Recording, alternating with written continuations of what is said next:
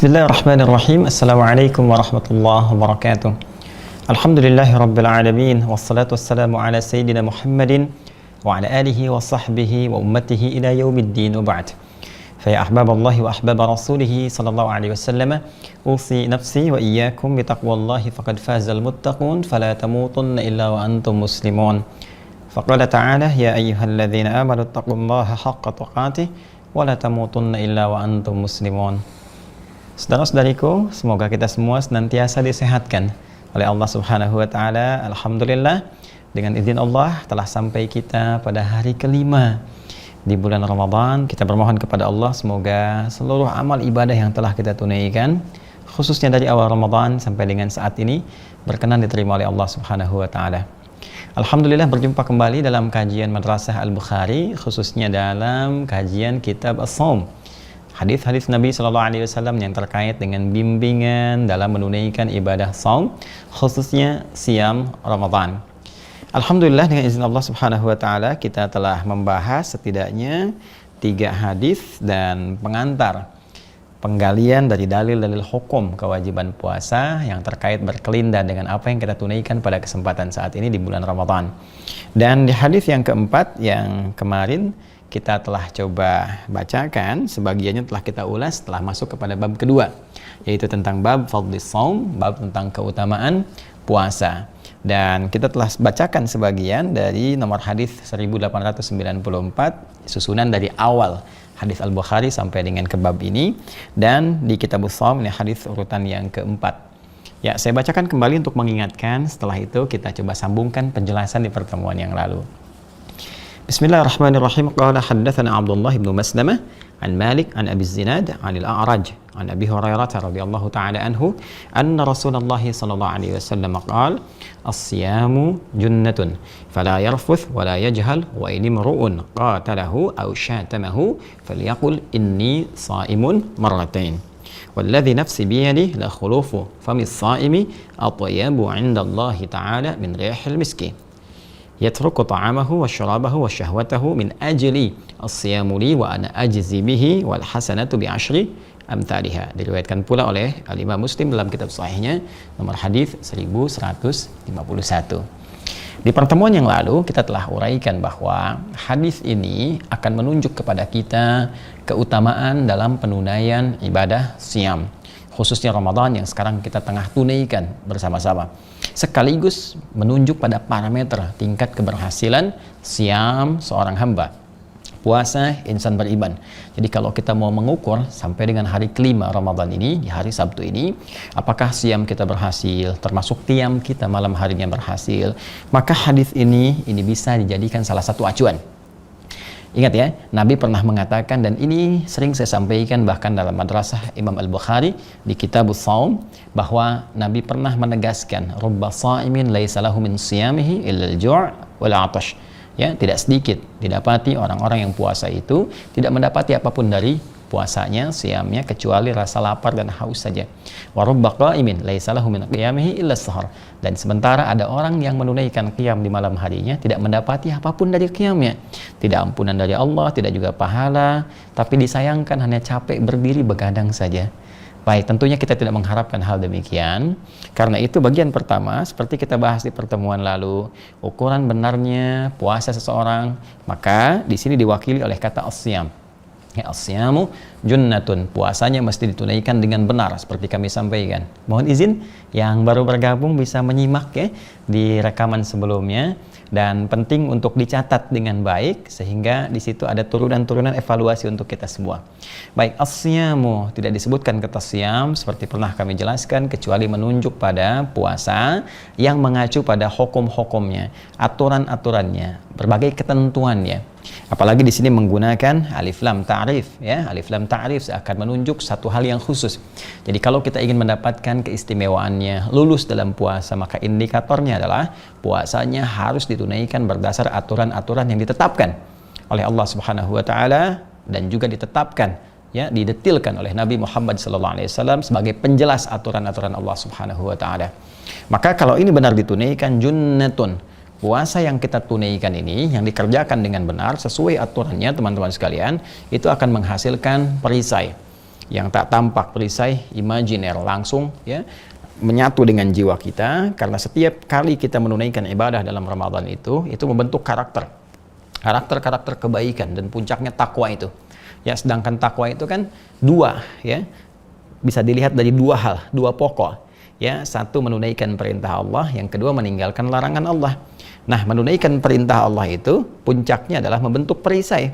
Ya, sehingga dengan perisai itu bisa mencegah kita berbuat maksiat. Saya ambil contoh misalnya amalan saat Ramadan dalam membentuk takwa, meningkatkan sholat. Sampai malamnya kita sholat, tuh kan, yang biasanya hanya fardu bagi sebagian orang, sekarang kita coba maksimalkan menunaikan sholat sunnah. Tarawih kan sunnah, ya kan? Nafilah, sunnah hukumnya. Maka fungsi sholat, seperti pernah saya sampaikan, tanha 'anil fahsya wal munkar. Quran surah ke-29, Al-Ankabut di ayat ke-45. Ya, sholat itu fungsinya mencegah perbuatan keji dan mungkar, dua sumber keburukan. Jadi kalau ada orang yang buruk lisannya, buruk pandangannya, buruk hatinya, itu patut diduga dari satu di antara dua ini atau keduanya. Imma nafsu dari, ya mohon maaf, syahwatnya yang disebut dengan fahsya, atau nafsu perut dan akal yang diingkari oleh hati disebut dengan mungkar. Dua ini saja. Nah, sholat mencegah itu. Ramadan kita tingkatkan pola sholat kita, kuantitasnya, kualitasnya, sehingga dengan itu membentuk satu suasana ruhiyah dalam diri kita yang semakin mendekatkan diri kepada Allah, karena dekatnya itu terjaga kita. Nah, saat terjaga itu muncullah kemudian perisai ya dalam diri kita yang mencegah kita berbuat maksiat. Dan di sisi lain meningkat amal kebaikan kita. Maksiat itu kan salah. Kan lawannya taat, soleh. Taat, soleh, maksiat, salah. Jadi ketika salah satu turun, yang lain pasti naik. Ya, silakan kalau tidak percaya. Kalau yang baik naik, berarti yang buruknya turun kan? Artinya orang yang senang berkata baik, melihat yang baik, itu otomatis akan anti pada yang buruk. Nah, keadaan diri yang terjaga dalam kebaikan ini, yang secara otomatis terhindar dari keburukan, itu yang disebut junnah namanya. Seakan-akan tubuh kita itu punya perisainya yang menepikan segala hal-hal yang buruk. Jadi begitu mata misalnya ada pandangan yang tak baik, itu langsung dipalingkan. Ya, ghaddul basar itu. Wa qul lil mu'minina yaghuddu min absarihim. Quran surah ke-24 ayat 30 itu kan. Nah, katakan pada pria-pria beriman, dia memalingkan pandangannya. Nah, itu kecepatan berpaling itu kalau punya junnah, melihat satu yang kotor langsung berpaling. Ya. Nah, termasuk di YouTube nih ya, hati-hati nih. Ada tayangan-tayangan yang gak bagus. Saya sering ada lihat ya. Ada beberapa komentar, Ustadz itu kok iklannya gitu kan suatu yang kotor. Nah, ingat, algoritma YouTube itu mengikuti kebiasaan. Jadi kalau kebiasaan Anda pernah mengklik sesuatu yang kotor, ya tampil lagi itu. Ya itu koreksi untuk kembali ke masing-masing. Tapi kalau kita biasanya klik yang baik-baik gitu kan, klik tentang Quran, klik tentang motivasi, tentang sedekah, tentang macam-macam, ya itu yang hadir itu, algoritmanya menyesuaikan. Ya, baik, bahkan nanti bisa ikut ke handphonenya loh, hati-hati loh ya. Ikut ke handphonenya, dari apa yang sering kita akses, kita buka itu sering nanti muncul di beranda kita dan sebagainya. Nah, kalau punya junnah itu kita terarahkan pada yang baik. Walaupun ada pancingan-pancingan yang kotor, kita tidak akan mengikutinya. Itulah junnah. Jadi as-siyamu junnatun, puasa yang benar yang ditunaikan sesuai ketentuan itu, hukum dan aturannya, itu menghadirkan apresiasi pertama dari Allah melalui lisan Rasulullah, diberikanlah oleh Allah berupa junnah. Ya, perisai dalam dirinya yang mencegah dari perbuatan maksiat. Jadi kalau kita ingin ukur sampai hari kelima ini, teman-teman sekalian, coba dicek seberapa jauhkah keberhasilan puasa kita. Salah satunya indikatornya ya meninggalkan perbuatan maksiat. Sedang nggak senang, mencela, senang berselisih, gitu kan? Berprasangka yang buruk, istighfar, astagfirullah, Allahumma innaka afuwun tuhibbul afwa fa'fu anna, gitu kan? Minta ampun kepada Allah, istighfar la ilaha illa anta subhanaka inni kuntu minadh dhalimin. Kemudian dampak dari situ, karena yang maksiat itu tinggal, maka yang taatnya itu muncul. Maka tertariklah kebiasaan kita untuk meningkatkan amal saleh. Ya, ngajinya bertambah gitu kan, senang berbuat baik dalam segala aspek yang bisa kita lakukan, baik fisikal ataupun material ya. Secara fisik sholatnya meningkat, baca Quran, secara materi rajin sedekah dan sebagainya. Itu otomatis. Nah, untuk mengecek itu Nabi meneruskan ya, perhatikan terusannya yang kita bisa bacakan di sini, fala yarfuth. Maka kalau Anda ingin melatih itu semua untuk mendapatkan perisai puasa benar, aturan yang pertama, tinggalkan segala hal yang merusak. Ya, merusak. Hal-hal yang bisa mendorong kita berbuat maksiat, tak sadar kita berbuat salah, mengurangi nilai puasa kita. Pertama, rafath. Ya, rafath itu kata-kata yang kotor. Ya bentuknya bisa jorok gitu ya, hal yang terkait dengan erotis misalnya dan semacamnya, ya pornografi, porno aksi dan sejenisnya. Bisa juga dia masuk pada segala yang bentuk yang kotor, ya celaan kan kotor gitu kan, keluar kata-kata kebun binatang, kata-kata yang tak pantas dan sebagainya, masuk ke situ. Ya walaupun dalam keseharian lebih diasosiasikan kepada hal-hal yang sifatnya jorok, erotis dan sebagainya, gitu ya. Ada konteks rafath yang positif. Ya, contohnya misalnya apa? Di Al-Baqarah ayat 187. Ya, uhilla lakum lailatas siyami rafathu ila nisaikum. Ya, uhilla lakum lailatas siyami rafathu ila nisaikum. Boleh di malam puasa itu jikalau kemudian suami istri pengen bercumbu ya, antara suami dengan istrinya, kemudian saling merayu di situ. Itu diperkenankan malam harinya. Ayat ini turun untuk membatalkan dugaan sebagian orang yang melihat pada kebiasaan orang sebelum masa Islam. Sebelum Nabi SAW diutus, ada orang biasa puasa, menyimpulkan, kesimpulannya kita ingin tingkatkan lagi kekuatan kita sehingga malam pun ikut puasa juga. Maka itu isunya menyebar di lingkungan Nabi, ya, tersebar di lingkungan para sahabat Nabi SAW. Maka ketika tersebar 1-2 pembicaraan, sampai berita kepada Nabi, turunlah ayat ini. Tidak benar, puasa itu siang harinya. Malam itu tingkatkan ibadah berupa qiyamnya. Kalaupun ada hubungan suami istri, ingin bercumbu rayu dan sebagainya, diperkenankan. Dan dalam cumbu rayu kadang-kadang keluar rafath kan, maka itu diperkenankan. Sama dengan iri hati, dengki, itu nggak boleh, dilarang, kecuali pada 2 hal. La hasada illa fitnatain. Tidak ada iri hati, dengki kecuali pada 2 hal. Ya rajulun atahullahul Quran, yaitu seorang yang diberikan anugerah oleh Allah Quran atau ilmu, kemudian dia mempraktikkan bacaannya siang dan malam. Wa rajulun atahullahul mal. Ya, kemudian yang kedua, Allah berikan kelapangan harta pada seseorang, kemudian fayunfiquhu, maka dia menginfakkan harta itu di jalan Allah siang dan malamnya. Jadi ini perbuatan ini boleh, ya kita merasa cemburu. Nah ini hasad boleh, dan namanya pun dirubah menjadi ghibtah. Ghibtah, hasad yang positif, yaitu kecemburuan yang positif. Di luar itu nggak boleh, kecemburuan untuk supaya orang lain nikmatnya hilang. Ya, cemburu pada mobilnya, bagaimana supaya mobilnya rusak, nah, itu nggak boleh. Ya, demikian di sini fala yarfuth, dalam konteks yang negatif jangan dilakukan rafath, kata-kata yang kotor. Ya, mohon maaf sekali saat masih puasa kok sibuk berselisih. Ya, sibuk berprasangka buruk, sibuk bikin hoax. Hati-hati nih ya, hati-hati. Saya sering baca berita, ya berita-berita di online misalnya, baik media cetak, elektronik ya khususnya. Kita lihat tiap hari kok tampilannya ada aja ya yang berselisih, ya padahal sedang puasa loh, hati-hati. Ya kan? Kemudian ya saling balas, saling ini, saling itu, apapun profesinya. Ya mohon maaf misalnya mau kita di aktivitas biasa, apakah mungkin di politisi misalnya, ya di diplomasi, di birokrasi, antar elit dan sebagainya. Ingat kalau puasa itu mesti dijaga. Ya, karena puasa itu positif sifatnya. Ya, puasa itu konstruktif, membangun, mengeluarkan karakter-karakter kebaikan. Maka ditahan. Ditahan ya, itu bisa merusak. Nanti junnahnya malah kosong. Nah, jadi ini bagian pertama. Ingat, kalau itu disampaikan pasti terjadi. Pasti terjadi, akan didapati suasana saat puasa terpancing kita. Ya, untuk saling berkata yang tidak baik. Ya, puncaknya mungkin ada hoax, ada macam-macam dan sebagainya. Ya. Sama persis seperti ayat haji ya. Ayat haji itu menyandingkan salah satunya kemungkinan perbuatan rafath. Itu di Al-Baqarah ayat 197. Al-hajju asyhurum ma'lumat, faman farada fihinna al-hajja fala rafatha. Ya, maka siapa yang sudah memantapkan dirinya untuk siap berangkat haji, maka hati-hati, kata Allah, jangan sampai saat haji itu terjadi rafath. Artinya apa? Kalau Allah sampaikan itu, ada potensi-potensi untuk berkata itu. Ya, saat tawaf tiba-tiba keinjak keluar kata-kata kotor, memaki, bis sholawat misalnya telat datang, tiba-tiba marah-marah ini dan sebagainya, itu rafath. Ya, itu rafath. Nah, saat puasa dilatih kita. Jangan berbuat itu. Itu kalau kita bisa menaklukkan kemampuan lisan kita untuk berkata yang demikian, maka insya Allah suasana yang lainnya akan baik. Karena lisan ini mewakili bahasa hati.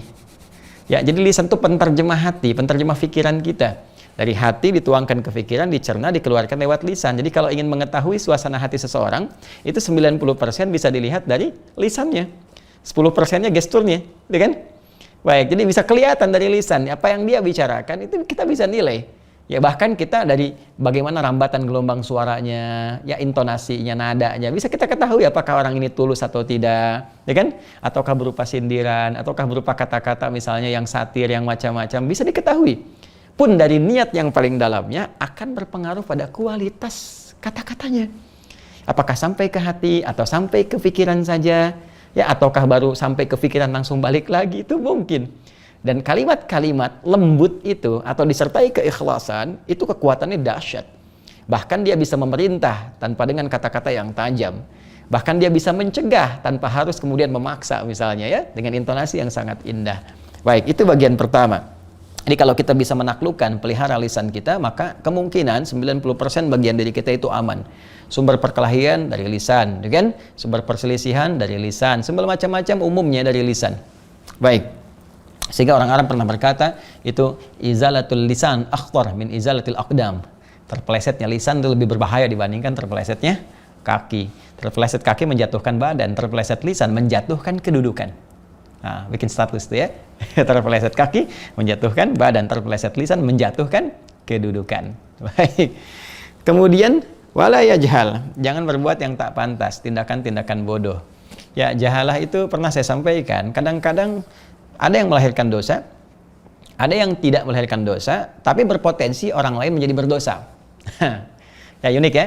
Nah, misal gini, Quran surah keempat An-Nisa, ya Quran surah keempat An-Nisa ayat 17 ini tentang taubat. Innamat taubatu 'ala Allahi lilladzina ya'maluna su'a bijahalatin. Ya, tsumma yatubuna min qarib. Ya, Quran surah keempat ayat 17 di paling kiri agak sedikit ke tengah. Ya, innamat taubatu, sungguh taubat yang diterima oleh Allah Subhanahu wa taala itu ya adalah taubat 'alallahi lilladzina ya'maluna su'a bijahalatin. Orang-orang yang berbuat satu keburukan, salah, dosa bijahalah karena awalnya perbuatan-perbuatan yang tidak pantas. Nah, ini jahalah di sini perbuatan yang ya tidak pantas yang melahirkan dosa.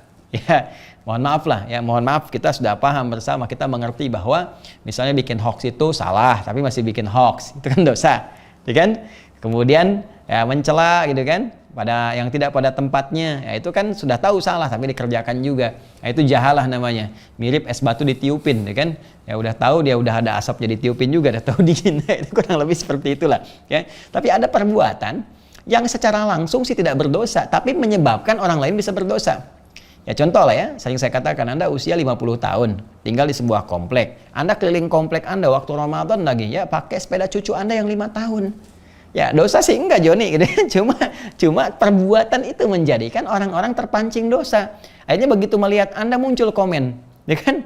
Apalagi sekarang eranya media sosial, begitu di komen, kemudian di share, like, ya ada like, ada dislike, ada macam-macam. Ya muncullah kemudian orang diskusi di situ.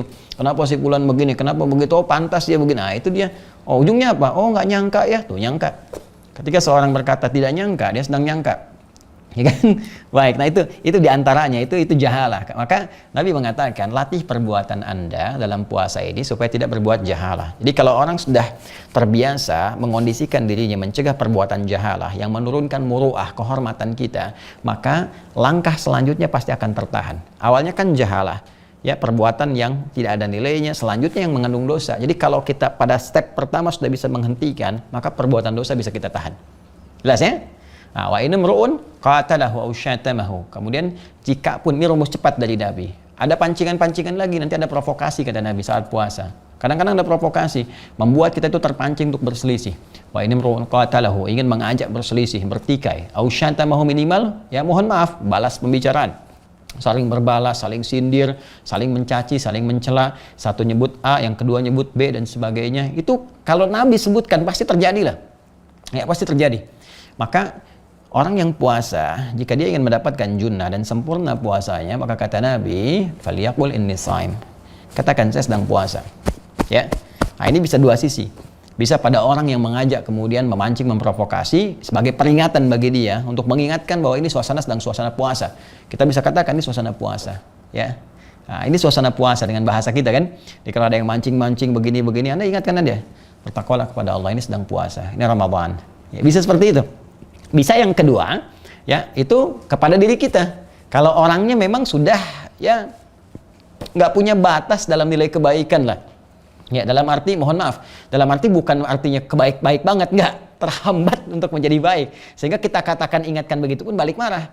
Ya ini sedang Ramadan, ya nggak pantas lah kita sedang puasa. Emang kenapa?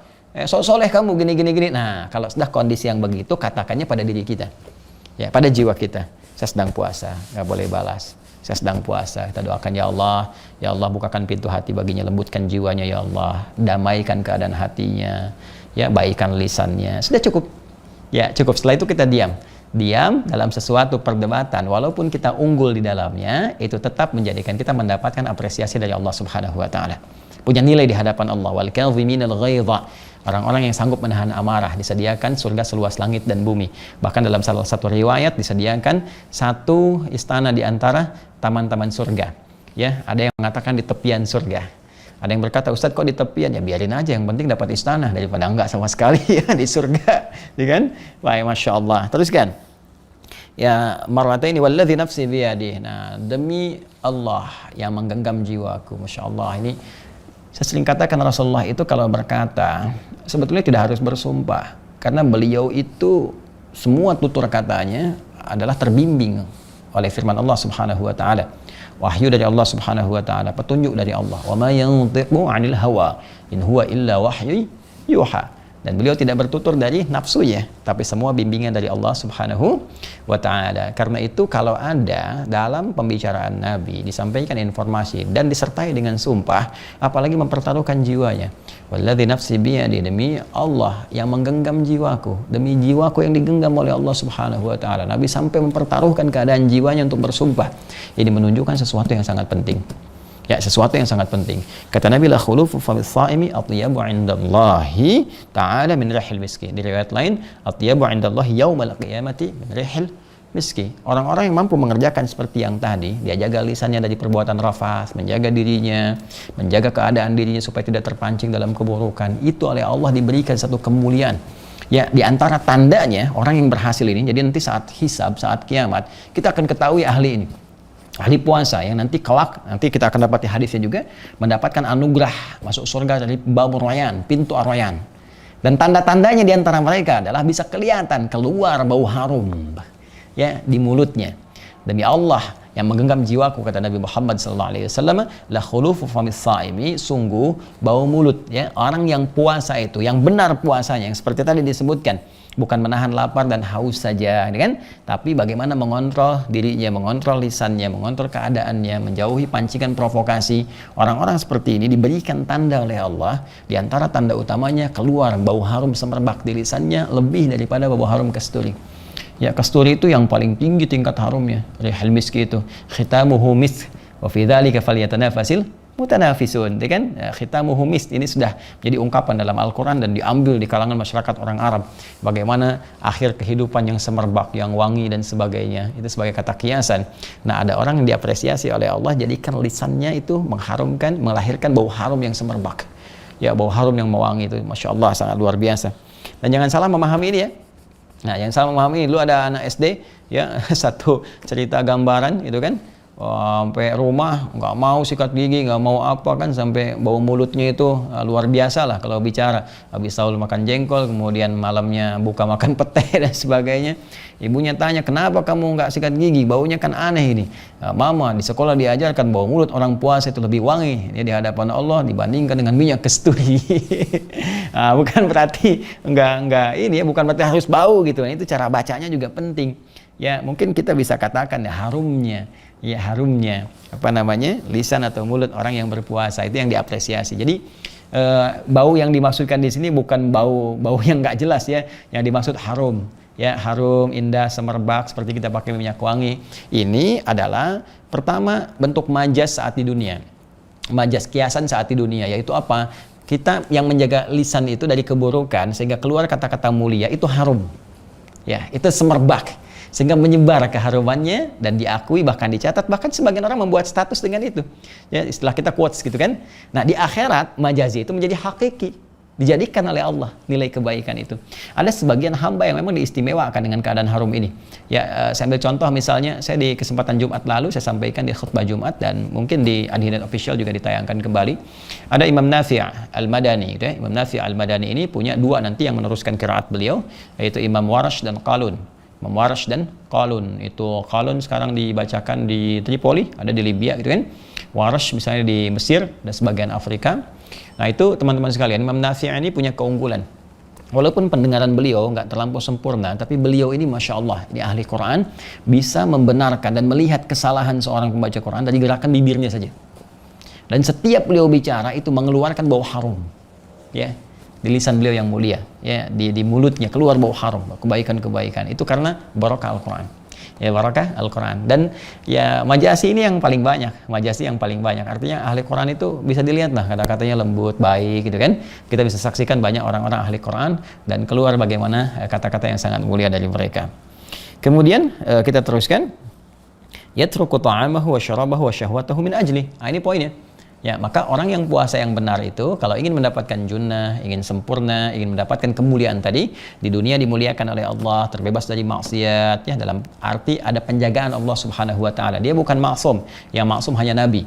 Ya, hanya nabi, hanya para rasul. Tapi dia mendapatkan penjagaan dari Allah Subhanahu wa taala berbentuk kemuliaan. Dalam bahasa Arab disebut karamah. Ini kalau ke nabi itu mukjizat, kalau ke manusia biasa itu karamah.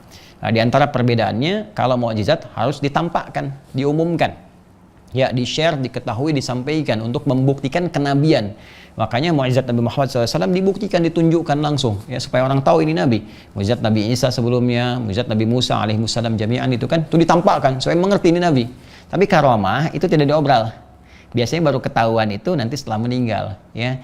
Baru nampak sebagian-sebagian lah, tapi orangnya nggak ngaku-ngaku, ya, nggak pasang pelang misalnya punya karomah, punya ini, tidak. Dia biasa saja, tapi ada kemuliaan melekat pada dirinya, dan banyak karomah itu, ya, karomah di wajah, karomah di perilaku, karomah di sikap, karomah di ilmu, macam-macam. Tidak digambarkan dalam bentuk yang sifatnya, mohon maaf, mendekati magis oleh sementara orang gitu kan, nyebrang sungai, ya, kemudian bisa terbang, bisa macam-macam. Nah, itu hal-hal yang mungkin ada tapi mungkin jauh gitu kan, jauh. Tapi orang lupa bahwa ilmu itu kalau Allah berikan kemuliaan menjadi karamah. Ya, ingat ya, adab kalau Allah berikan kemuliaan menjadi karamah. Ya, jadi adab, ilmu, akhlak dan semacamnya itu kemuliaan. Bahkan pada harta ada karamah, ada kemuliaan. Pada ilmu ada kemuliaan. Pada fisik, tenaga ada kemuliaan. Jika semua itu diarahkan pada hal-hal kebaikan yang diridhoi Allah Subhanahu wa taala. Nah, orang-orang puasa ini, ya, kalau puasanya benar maka dia meninggalkan syahwatnya, ya, syahwat dalam konteks hal-hal yang jelek, yang buruk, ya. Bahkan dalam i'tikaf dia tinggalkan dulu hubungan dengan istrinya atau suaminya dan seterusnya. Kemudian dia coba tahan makannya, ya. Dia tahan kemudian minumnya secukupnya untuk mendekatkan diri kepada Allah. Dan konsepsi puasa itu makan minum yang cukup, yang menjadikan kita kemudian terbawa untuk semangat menunaikan ibadah, aktivitasnya dinilai sebagai ibadah. Jadi kalau kita tarik menjadi karakter dalam kehidupan, maka Masya Allah, hidup kita tertata, nggak berlebihan makan, nggak berlebihan minum, ya, semua cukup, ibadah nyaman, kan gini kan? Coba lihat, buka kan cukup, ya, minum cukup. Awal-awal kan semua pengen dikoleksi, ya, pengen jus, pengen ini, pengen itu, toh yang diminum teh manis juga, ya kan, dengan gorengan, ya, ada kurma, alhamdulillah, setelah itu buka, makan, selesai kan? Ya, kenapa setiba kemudian pasca Ramadan berubah lagi? Ya, terus seakan-akan pengen membalas yang Ramadan. Jadi kumpulkan semua ini, ada pertanda yang kurang tepat, ya. Oke. Lanjutkan, bismillah. Kemudian asyamu li wa ana ajzi bihi. Nah, ini keistimewaannya. Kalau orang benar puasanya, ya, seperti yang tadi disampaikan, maka penilaiannya akan langsung dari Allah. Beda dengan amalan biasa. Ramadan itu beda. Jadi kalau kita sholat di hari-hari biasa, itu kan bukan di suasana Ramadan, ya, baca Quran dan sebagainya, dicatat pahalanya. Malaikat mencatat, nanti catatan itu dikumpulkan, ditunjukkan saat yaumul hisab. Faman ya'mal mithqala dzarratin khairan yarah, ya. Yang baik akan ditampakkan, demikian yang buruk pula. Setiap satu kebaikan diberikan 10 nilainya. Ya, Quran surah ke-6 ayat 160. Man jaa'a bil hasanati falahu asyru amsalihha. Siapa yang mengerjakan satu kebaikan dapat 10 nilai kemuliaannya. Tapi puasa tidak. Ya, asyamu li, puasa yang ditunaikan untuk Allah Subhanahu wa taala, wa ana ajzi bihi. Allah yang langsung memberikan ukuran pahalanya. Ya, kalau Allah sudah berikan ukuran, ya bisa nggak terbatas. Paling minimal, ya, standarnya wal hasanatu bi asyri amsalihha. Setiap kebaikan 10 kali lipat, yang standar, yang biasa. Jadi kalau dapat segitu, itu dapat yang paling rendah. Ya, karena kalau Allah sudah berikan tanpa ukuran, semakin kita ikhlas, semakin tunaikan karena Allah, maka dapatlah kemudian limpahan-limpahan yang sangat luar biasa. Nah, ini adalah hadis yang keempat yang kita dapati, dan hadis pendukung pada bab tentang keutamaan puasa. Secara singkat, kalau puasa yang ditunaikan dengan baik, sesuai aturan, sesuai hukum-hukumnya, kan, sesuai ketentuannya, maka pertama Allah apresiasi dengan memberikan satu perisai dalam dirinya sehingga tercegah dari perbuatan maksiat. Kemudian juga Allah jadikan keadaan diri menjadi lebih terhormat, ya. Lisan tertata, keadaan diri tertata, sehingga dengan itu mendapatkan apresiasi, semerbak wanginya di dunia, dan mendapatkan bau harum lebih harum dari kasturi saat kembali kepada Allah di akhirat. Dan lebih daripada itu akan dilipat gandakan pahalanya langsung dari Allah Subhanahu wa taala, sehingga terkumpul segala bentuk kemuliaan pada dirinya. Inilah kesimpulan dari bab yang kedua, teman-teman sekalian. Alhamdulillah telah kita tuntaskan. Penting saya sampaikan teman-teman sekalian, insya Allah kajian-kajian kita terkhusus juga Madrasah Al-Imam Al-Bukhari dalam pembahasan Kitabus Shaum nanti insya Allah akan terdetilkan, ya, di beranda, di net official itu sudah ada nanti listnya, Anda tinggal masuk saja. Kalau pengen aku suka, misalnya ayo kultum sejenak untuk berbuka setiap sore jam 5 ya, selama Ramadan, itu Anda tinggal masuk situ, sudah ada. Jadi dari playlist kita tampilkan ke beranda sehingga mudah untuk mencari. Dan ini ada kondisi teman-teman 2 hari ke belakang ini agak terjadi sesuatu yang menurut kami perlu penyesuaian ya dari teman-teman sekalian. Jadi ada semacam gangguan-gangguan ya. Kami kira di kami tidak ada masalah, tapi secara teknis ada sesuatu yang kami nggak sampai ke situ. Jadi kadang-kadang dalam waktu-waktu yang prime time gitu kan, waktu-waktu yang utama itu yang biasanya kita normal tiba-tiba terganggu ya, tayangan jadi terganggu, jadi hilang. Kemudian yang tertiba kemudian teman-teman yang biasa nonton di ribuan itu jadi 100, jadi macam-macam. Nah, kita sebetulnya tidak concern kepada jumlah, kepada apa-apa. Yang penting Allah ridha dengan apa yang kita ingin kita tampilkan. Tapi mohon izin kalau ada kendala-kendala teknis, kita akan sesuaikan di upload kembali. Ya, upload, jadi teman-teman tinggal belajar saja. Bagi kami alhamdulillah, mau ada yang belajar alhamdulillah, ya kan? Mau ada yang tergerak alhamdulillah, belum kita doakan. Jadi bagi kita yang penting kita niatkan sebagai ibadah. Ya mudah-mudahan tidak ada iseng-iseng atau yang lainnya, ya itu pun kita doakan saja, tapi rugi sebetulnya karena kami pun ya mohon izin tidak ada orientasi yang lain-lain, jadi Anda hanya mengganggu diri sendiri gitu kan. Tapi kita juga tidak perlu jauh-jauh berpikir, yang penting kalau ada kesulitan-kesulitan maksud kami tinggal kembali ke playlistnya aja, dicek lagi di turunan yang telah kita petakan untuk kemudahan tadi. Ya alhamdulillah, semoga kita diberkahi oleh Allah Subhanahu wa taala dan semoga mendapatkan rahmat Allah Subhanahu wa taala, diterima amal ibadah kita, dan mohon maaf bila ada hal-hal yang kurang berkenan. Semoga Allah muliakan sekali lagi dan menerima ibadah kita dengan limpahan-limpahan kemuliaan. Allahumma taqabbal minna innaka antas sami'ul 'alim wa tub 'alaina innaka antat tawwabur rahim. Rabbana zalamna anfusana wa illam taghfir lana wa tarhamna lanakunanna minal khasirin. Faghfir lana dhunubana ya Allah wastir 'ayubana innaka antal khairus satirin. La ilaha illa anta subhanaka inni kuntu minadh dhalimin. Nastaghfiruka wa natubu ilaik. Wa sallallahu ala sayyidina Muhammad wa ala alihi wa sahbihi ajma'in wa akhiru da'wana anil hamdulillahi rabbil alamin. Assalamualaikum warahmatullahi wabarakatuh.